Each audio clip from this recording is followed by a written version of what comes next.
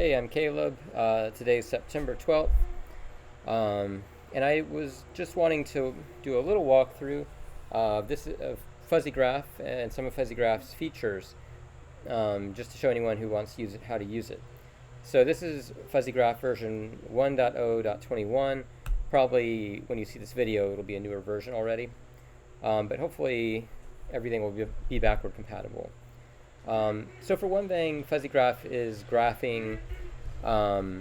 It's graphing in a non-binary way, so it's showing not just where the equation is exactly equal, like if you go to Desmos or something like that. Y x squared plus y squared equals 2. It's drawing a line where the equation is exactly true. FuzzyGraph is drawing color in different kinds of color to represent how much error there is if you subtract the left from the right side of the equation. So basically, if you take the error gradient, and so FuzzyGraph's main feature is basically to be able to graph the error gradient. Yeah, all right, and so you can change basically how in some ways how it colors the different error. So for example, like you see here, the blue over here looks like the blue over here, but you can see there's only so many colors. So there's a mathematical way to change what colors map to what different values, and especially when you have a high number of values, there's kind of an art to it. But so for example, here at 0, the error is about 2. If you go way out here, though, the error is 22. And yet the blue over here is basically the same color as the blue over here. We can up the fuzz level, and now you can see a difference, right? You can also, one of the features is you can change and select from a number of different color maps, just to visualize things in different ways.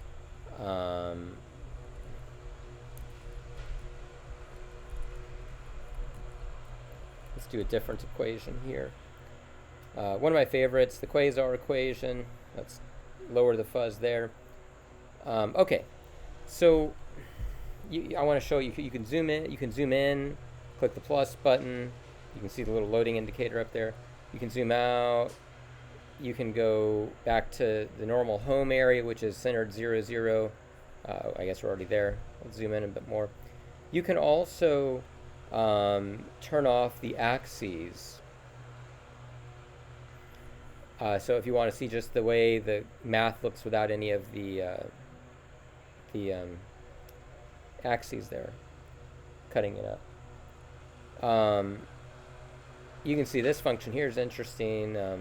The error way out here is like just above 2, but you go into these black holes and the error, 91, man. Now, obviously, here on the line, or maybe not obviously, but on where the line is drawn, the error should be basically 0. Like right here at this point, the error is 0. So the error is 0 where it's bright, and where it gets dark, the error is higher. You could also invert that. And so this is showing this is kind of showing where the error is lowest, right? So here along this line, the error is lowest, and then the error is really high over here in the black hole kind of things.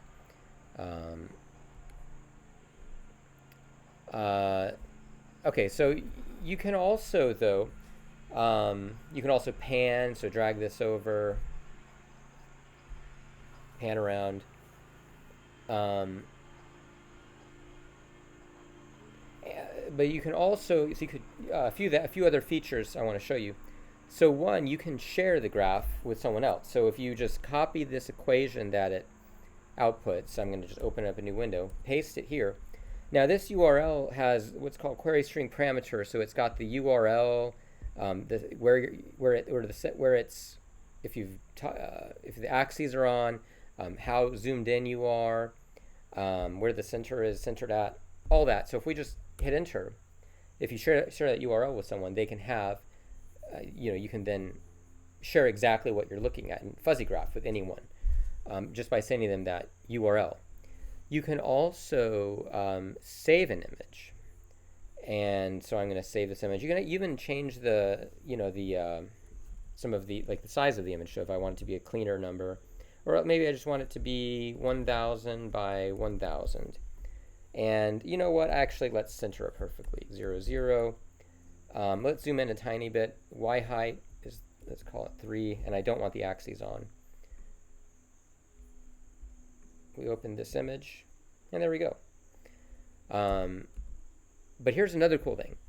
So this image itself, if any image that you output from the save feature of FuzzyGraph, it actually has the feature where if we go, let's just go to, let's open up a new window, go to FuzzyGraph.com, a whole new window, it defaults to the circle equation.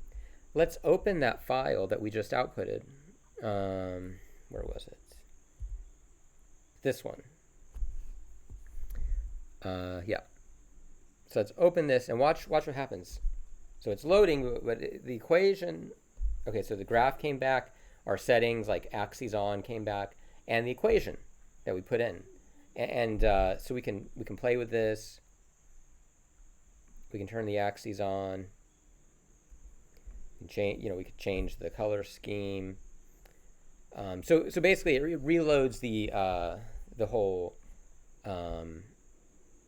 equation and settings, and that it's able to do that because if it actually FuzzyGraph exports the graph configuration into some of the PNG image file metadata, so that when it opens it back up, it can reload the equation and all that.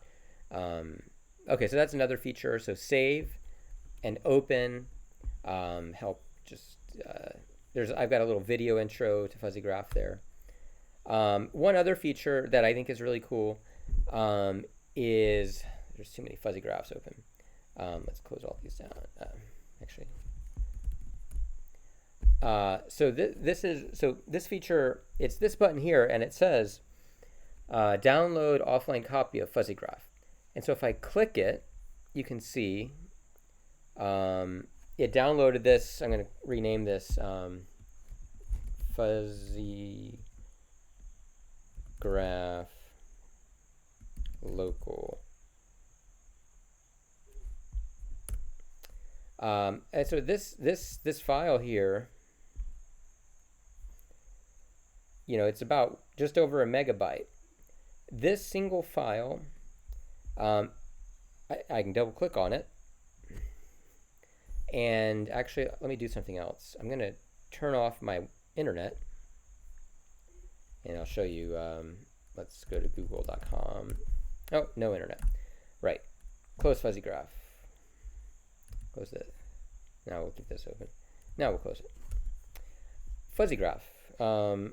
This file itself, you can see it loaded it up.